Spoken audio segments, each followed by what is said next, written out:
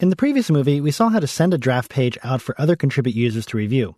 In this movie, we'll take a look at what happens in Contribute when you're on the receiving end of a draft. When you launch Contribute, it goes through the process of connecting to all your sites and synchronizing drafts to all the sites you're connected to. Currently, I'm not connected to any of my sites, but let's go ahead and connect to the tCloud site by clicking on it. And I'll come up here and click Connect. And you can see I've received this dialog box that says I have one new draft to review. Please check the Pages panel on the left. So I'll click on OK. And just like that, I now see this new page here in my Pages panel. And you can tell this is a new draft from another user by the down pointing arrow that you see in the icon over here. I can click on that.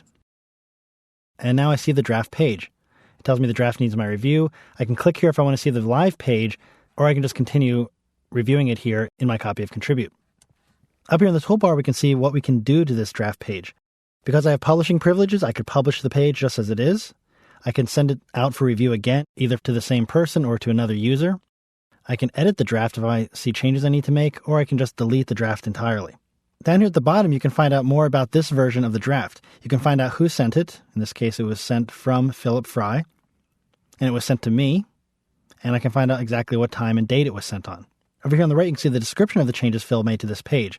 And I can see here that there were some problems with punctuation, and he moved some periods and commas inside the quotation marks. Now let's say I have a draft that's gone back and forth a few times between myself and Phil, and I want to see a summary of the changes made to the page as we've been collaborating on it. So I can come over here and click Draft History.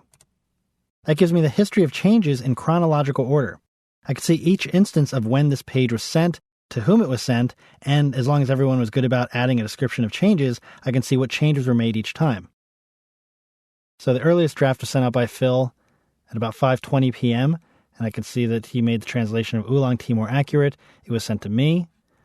I received that and I actually made another change. I fixed a spelling error in the green tea description and sent that back to Phil, and the one he just sent me is this one up here.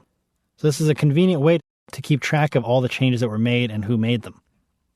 So if I need to make any additional changes, I can click the Edit Draft button, make my changes, and then either send the draft back to the user for him to review by clicking Send for Review, or if I have publishing privileges and I don't need to send the page for review again, I can just click the Publish button.